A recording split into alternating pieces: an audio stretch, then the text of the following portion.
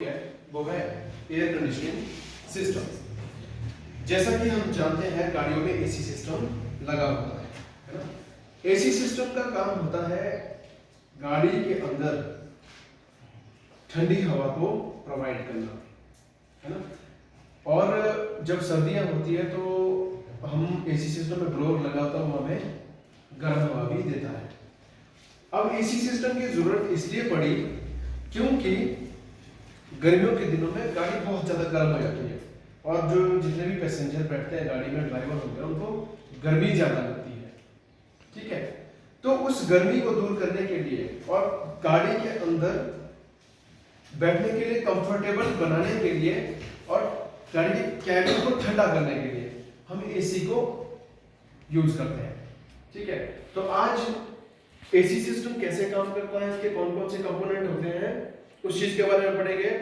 ध्यान देना आपने, ठीक है। देखो यहाँ पर गाड़ी के डैशबोर्ड में आपने इस तरह का पैनल देखा होगा आगे। यहाँ पे एसी का स्विच होता है। जैसे हम इस एसी स्विच को दबाते हैं तो आपकी गाड़ी का एसी सिस्टम ऑन हो जाता है और आपका एसी सिस्टम काम करना शुरू कर देता है। यहाँ पर देख लो, एसी सिस्टम के कुछ कंपोनेंट्स होते हैं, इनके नाम। सबसे पहले है compressor, magnetic clutch, condenser, receiver dryer, dehydrator, expansion valve, evaporator, throttling valve. तो ये होते हैं एसी सिस्टम के इंपॉर्टेंट पार्ट। तो इन पार्ट्स को आपने याद कर लेना और पेपर में आता है ये कि एसी सिस्टम के कंपोनेंट्स के नाम लिखिए। अब जब हम वर्किंग करेंगे एसी सिस्टम की, उसमें क्या चीज होती है उसके बारे में पढ़ेंगे। मैं डायरेक्टली आपको ले चलता हूं इमेज में।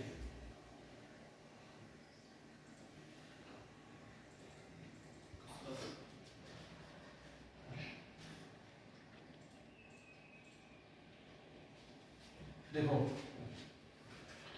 मैं यहां पर आपको क्लियरली बताता हूं, ये आपको दिख रहा होगा पूरा अच्छे से। अब यहां पर सबसे पहले आते हैं हम कैबिन साइड पे। कहां पे आएंगे? कैबिन साइड पे।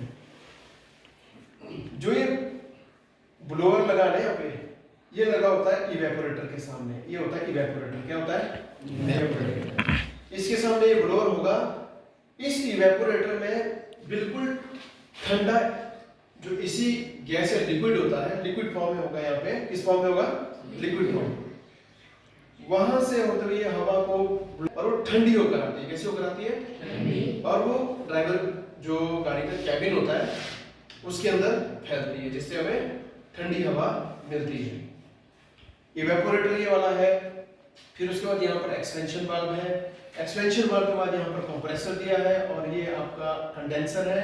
कंडेंसर के सामने फैन लगा हुआ है और यहाँ से लाइन जाती है आपकी ड्रायर, रिसीवर और डिहाइड्रेटर पे।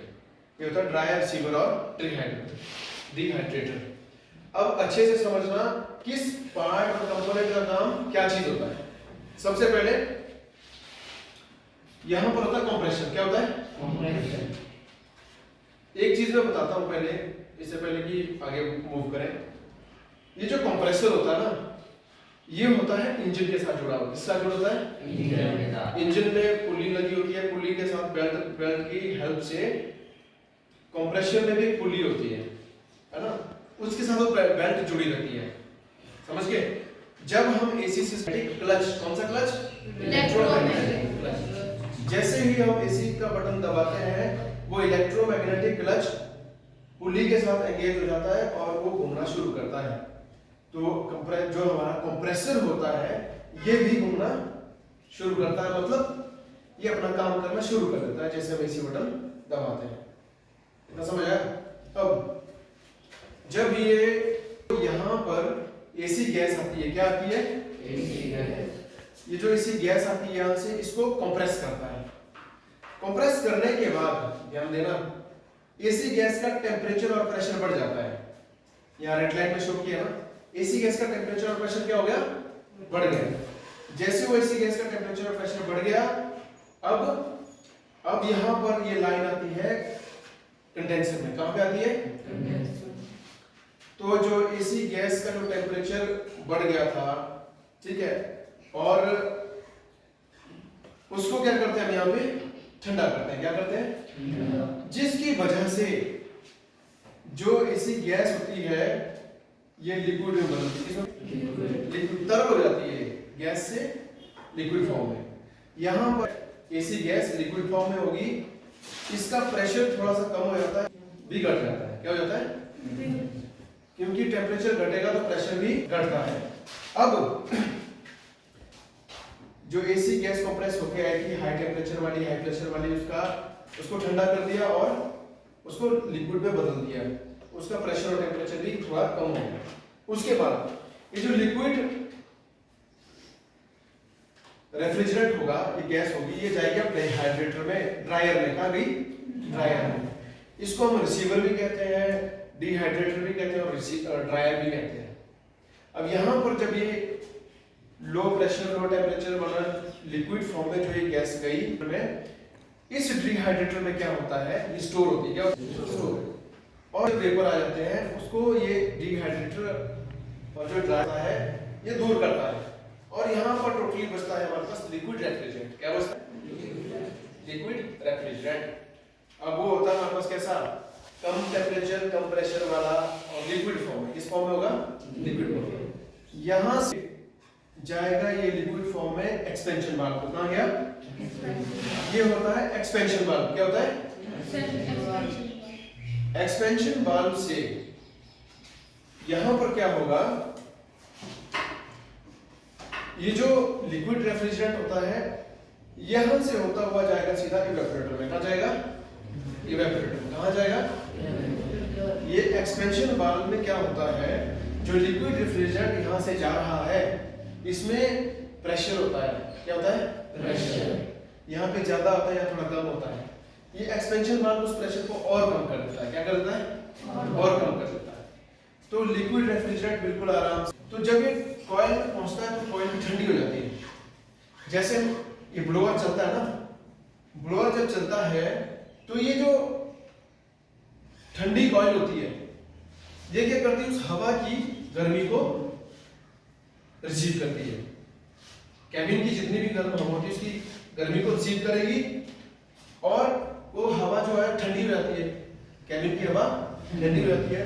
लेकिन कैबिन को ठंडी हवा तो मिल गई, यहाँ पर जो लिक्विड रेफ्रिजरेंट था अब वो उसने क्या किया, कॉइल के अंदर उसने कैबिन की जो गर्म हवा थी उसकी उष्मा ले ली, हीट ले ली उसने। टेम्परेचर बढ़ जाता है किसका? जो लिक्विड रेफ्रिजरेंट होता है उसका टेम्परेचर बढ़ गया तो वो एसी गैस में बदलता है। किसमें बदलता है? AC gas. लिक्विड रेफ्रिजरेंट से किस में बदल गया वो? एसी गैस, इवेपोरेटर में। फिर वो गैस फॉर्म में जाएगा, एक्सपेंशन वाल्व से होता है। कहां से होता जाएगा? एक्सपेंशन वाल्व से होता है। फिर ये पहुंचेगा दोबारा से कंप्रेसर में। कहां पहुंचेगा? अब यहां पर एक चीज का ध्यान देना आपने, ये जो साइड होगी, ठीक है, ये जो साइड होगी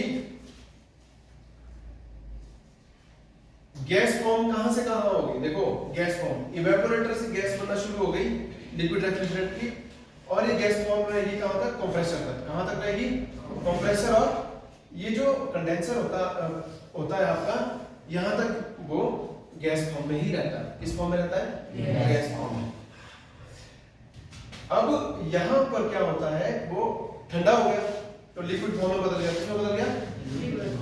इस कंडेंसर से हाफ पोर्शन से वो ठंडा हुआ, यहां से लिक्विड फॉर्म में रहेगा वो कहां तक? इवेपोरेटर तक, आधे पोर्शन तक। इस आधे पोर्शन में वो लिक्विड फॉर्म में रहेगा और आधे पोर्शन में किस फॉर्म में रहेगा?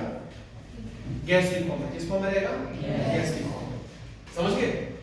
एक तरफ वो लिक्विड है, आधे पोर्शन में किस फॉर्म में है? गैस फॉर्म में।